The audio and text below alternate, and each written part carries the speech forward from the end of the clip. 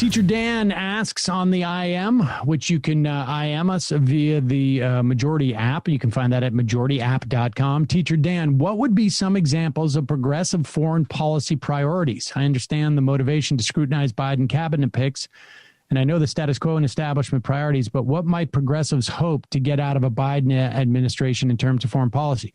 Well, I think you would see like a rollback of the drone program.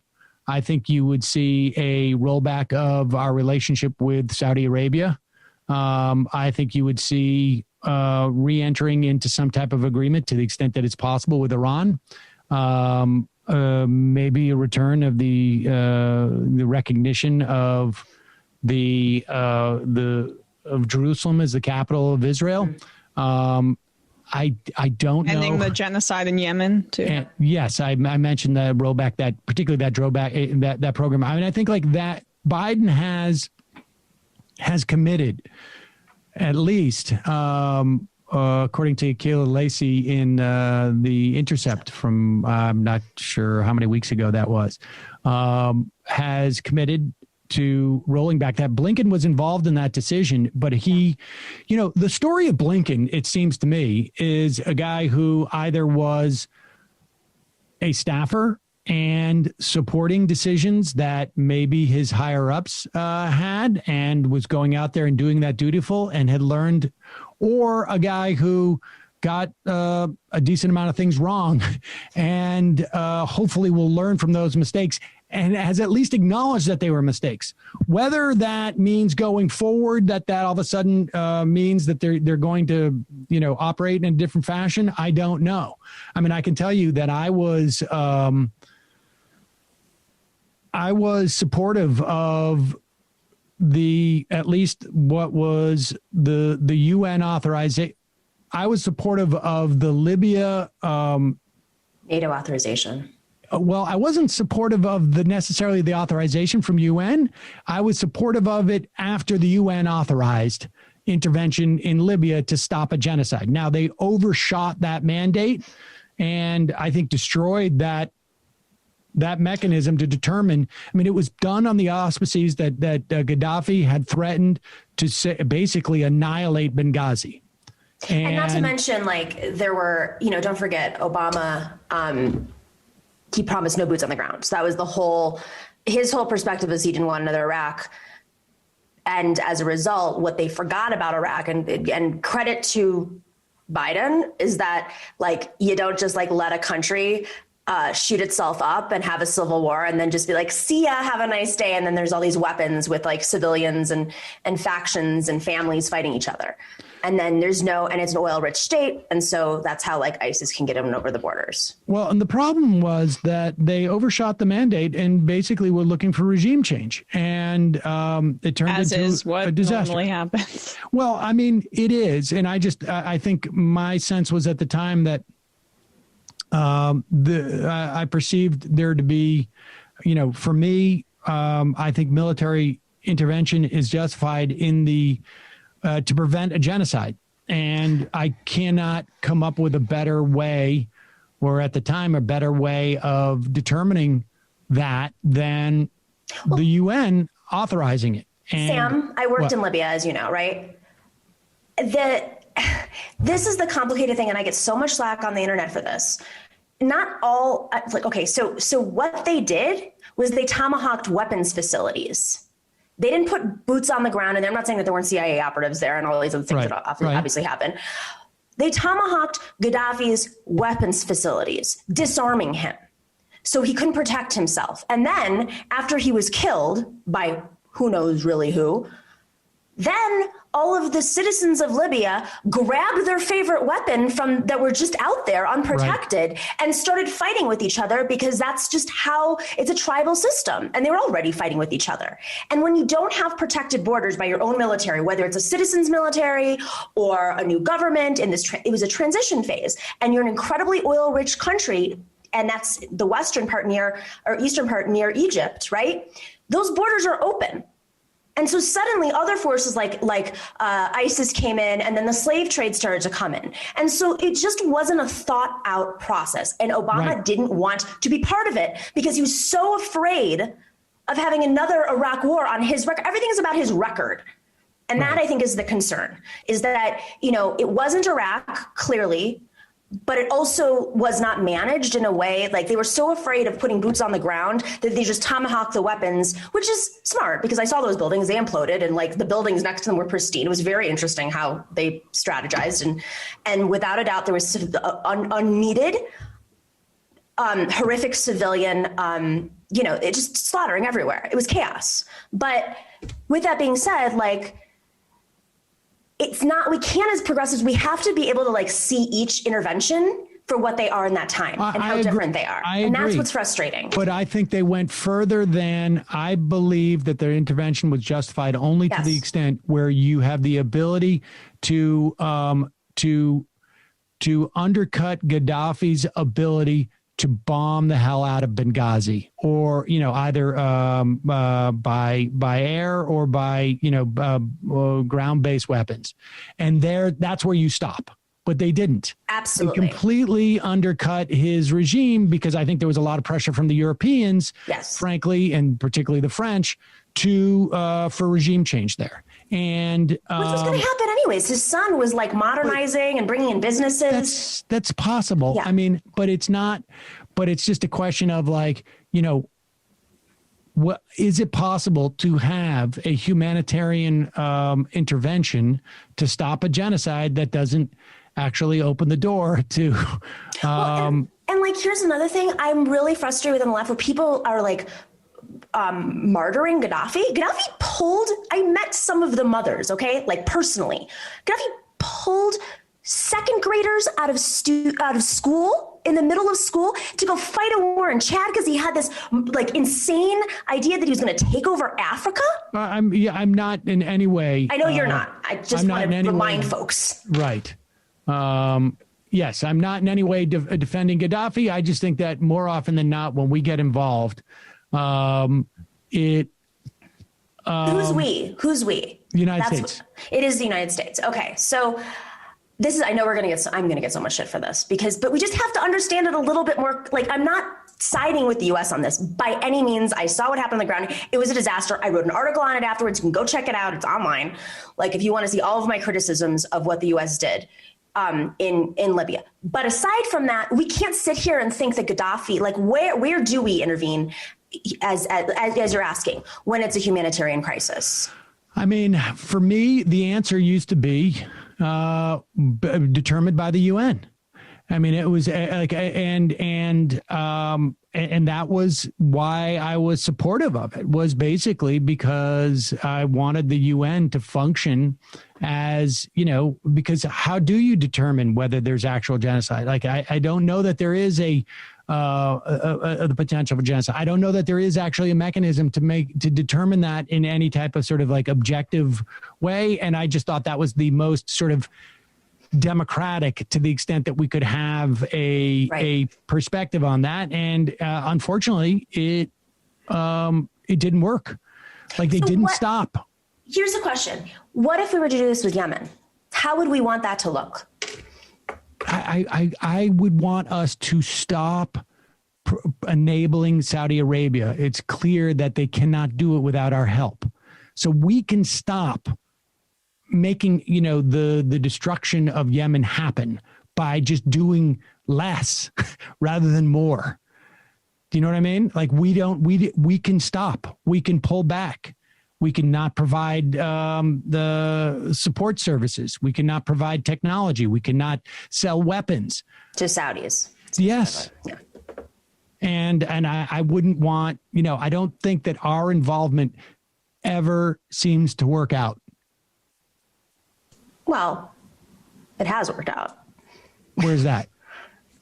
World War II. Like, yeah. No, I mean, yes, no, I agree. I agree. No, I mean, but I know how do we reset our foreign policy and so that it's rooted in something much more than like a way for the U.S. to have more power and more money and control over multiple regions? I don't know if I have I certainly don't have as much faith in the UN as a mechanism, but I think that's like the best way to do it, because if all the great powers sign off on it, I don't know what would have happened in the context of World War II, but I don't know that we can have a World War II like that again. I mean, that's the point, is that I think it's a different era. Now, who knows in the future, but let's go to the phones for a moment. Calling from a 210 area code. Who's this? Where are you calling from? Good afternoon, Sam. This is John from San Antonio. John from San Antonio. How are you, John? I'm good. So Republicans outperformed Trump in most House districts and senatorial races in 2016 and 2020. All campaigns have a win number, which consists of the number of votes in which they need to win the election. And most Democratic candidates who lost this year actually hit their win number and still lost due to strong turnout from Republicans. I thought that the Republican brand was in the toilet because they lost 41 seats in 2018, and their ideas were genuinely unpopular. And I was surprised that they fared so well down ballot. I agree with you that most Republican voters vote on cultural issues, but many independent voters agree with them on economic issues. My friend has a show on Houston's Pacifica station. I heard many professionals state opinions that I don't agree with, but they've studied the issue. They can put up a coherent beliefs. Most people know that Trump's biggest strength revolves around issues around the economy. Most of your listeners know that Trump's a clown. The economy wasn't performing much better than Obama's last few years, but people believe that Trump's braggadocio lies and many older voters and a lot of independents generally believe that trickle-down economics is still the preferable form of economics. Mike Siegel, who is a Democratic candidate in the 10th District of Texas in both 2018 and 2020, said the following: the Democratic Party is set up to be the party that fights for the poor people, but our messaging is about winning over moderate middle-class voters, and we're kind of caught in this trap. I mean, we were able to win the White House, but we're not transforming politics in this country. So this is back to my voice. Another impediment to change is the older electorate. It's going to be interesting to see the numbers of the percentage of eligible voters in the 18 to 29-year-old category. A few weeks before the election, you were doubtful that they would reach the same levels that they did in 2008 when the turnout was 49% among that group. I think they will break that record and that modern record. And they were dwarfed by turnout by older voters since 2004. Voters 60 and over have been voting at a 70% ratio in every presidential election. And this year's voters over 65 increased their margins to 22% of total vote cast, up from 16% in 2016. All three of the younger age brackets lost 2% of the vote. If you break it down into the 6 different age brackets, only the 50 through 64 stayed the same between 2016 and 2020. 2020, if you look at all voters 50 and above, they comprise 52% of the electorate, while in 2016 that number was 46%. So half of the voters that come of age during in the trickle-down era, and many of them don't see the need to curb income inequality and address the needs of the future, like climate change. These same voters helped elect Biden in the primaries. Their level of engagement is extremely high, but younger voters helped elect Biden against Trump because Trump won voters 50 and older by 5 points, while Biden won voters in their 40s by 10 points, voters in their 30s by 5 points, voters 24 to 29 by 11, and voters 18 to 24 by 34 points. Many of these same younger voters supported Bernie Sanders and his issue sets. So a big question in my mind is, will Biden address the needs of the voters who put him in office? Well, that's a big windup for that question. I mean, there's two separate sort of paths, I guess, in which you answer something like that, John. And let us answer it with you off. But I appreciate the call, and I appreciate you being on top of that prediction about the youth. And I know you'll get back to me if I'm wrong. I don't hear John from San Antonio. He's got a ledger of Sam takes. Yeah. All right, John. Okay. All right. Thank you. Bye. I mean, the ability of Joe Biden to do anything is going to be is in part wrapped up in Georgia, right? I mean, there is a lot of stuff he can do via executive action, and I guess we'll see. But I don't know. I mean, what's your sense, Nomi, at this point? I mean, is there any way to really tell? I mean, I'm not feeling it. Right. I think they're completely unresponsive to the pressure. It's almost like they took a sharp turn. Like they had a team meeting and said, all right, we don't need them. Let's move. I don't know. I really, what is there able, I don't think it's about Georgia. I think it's about making sure that there's institutional knowledge there on day one. And that institutional knowledge happens to be what got us to this moment, this like neoliberal leadership that, you know, whether it's the Kerrys of the world or the Yellens of the world or who else, the Rahm Emanuels of the world. I just feel like it's not about this. All of their moves right now are not about Georgia. I don't know. But I mean, don't you think, I mean, like a Rahm Emanuel is fundamentally different from, I mean, obviously that different positions, but from Kerry. I mean, I don't think Kerry has the aggressive disdain of the left that a Rahm Emanuel has. I don't think Yellen has the hostility towards the sort of, you know, there's only so much. Look, there's only so much.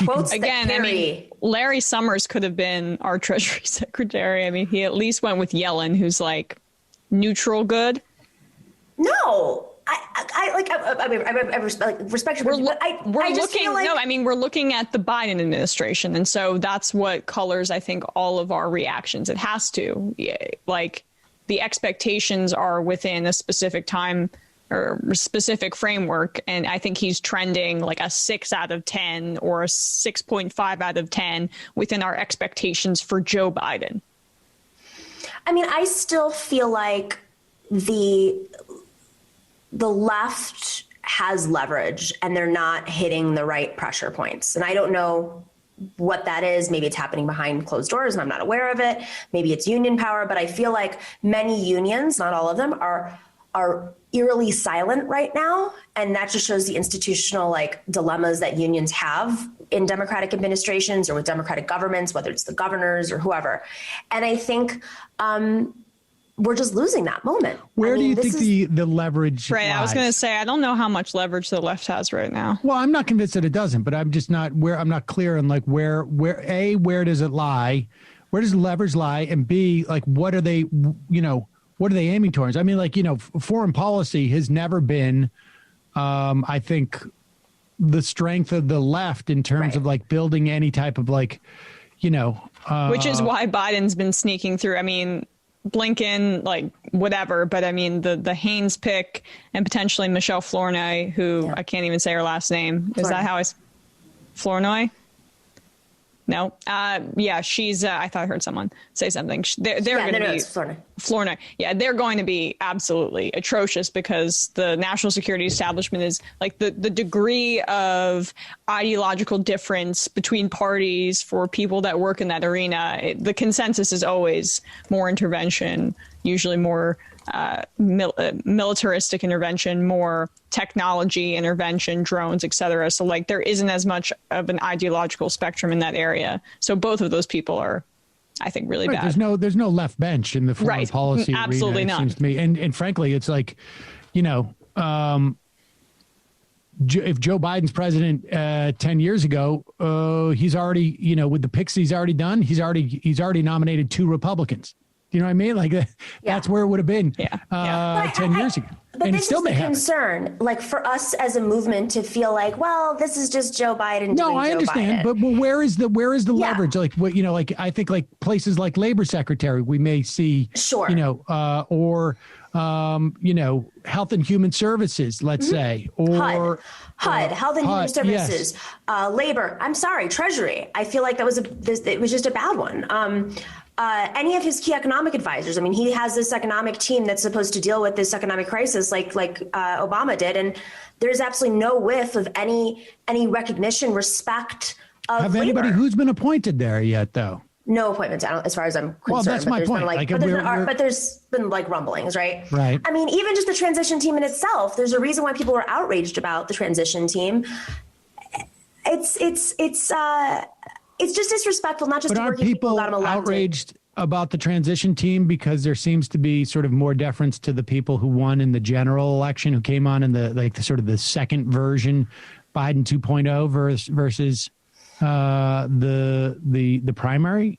I think there's plenty of people on the transition team that are not electoral at all. And I think we as a movement have to stop thinking electorally and think about this moment, this crisis. Like this is, and they have to think that way. All I'm reading in the press is the wars between the left and the centrists, as if we are in an electoral fight, but we have to think about what happens as a result of not managing this crisis properly and who gets affected. And how does Joe Biden think his legacy is going to be laid out? This is not 2008.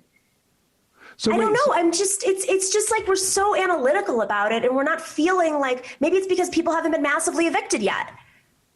Yeah, I don't know. Like what are you measuring this against? Like, I mean, it's, like what positions do you need to see a progressive to think I just listed through HUD.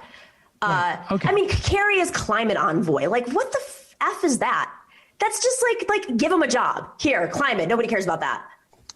Really? What? I mean, it's the first iteration of that job. I would have much preferred it to go to somebody, say, who's steeped in climate change activism, someone the Sunrise Movement may have recommended. I mean, if you're going to create a job, I would imagine. Right. Well, okay, so that's something. I wish it wasn't John Kerry, but Biden's engaging in these kinds of transactional politics that have dominated politics for years and years. The only person who would have changed that would have been Bernie Sanders, but even that is transactional. I think a lot of people wouldn't have dealt with this situation. I think they're so. I mean, he didn't give it to Larry. Apparently, Larry Summers was promised by Obama like twice for Treasury Secretary, and he reneged on it. And then he thought, well, now next time around, Hillary Clinton or now Joe Biden in 2020, he thought he was going to get some position.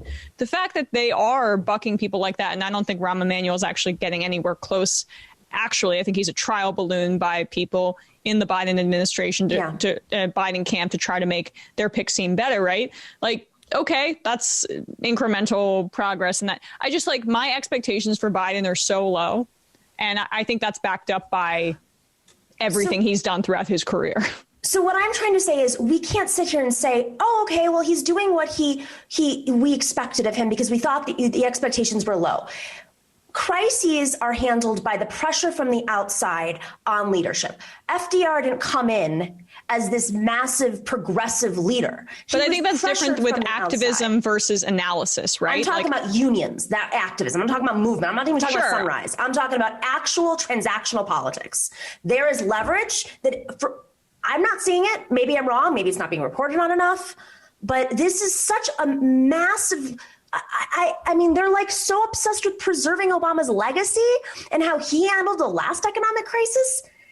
I mean, I'm delineating the difference between should there be leftist pressure and do I encourage leftist pressure on literally every single person he's appointing, and is every person he's appointing not, ideal? Absolutely not. I encourage leftist pressure. I just think in terms of being an analyst, there we go. Being an analyst of the situation, I realistically don't expect much more from Joe Biden, even with some of that leftist pressure. I just don't,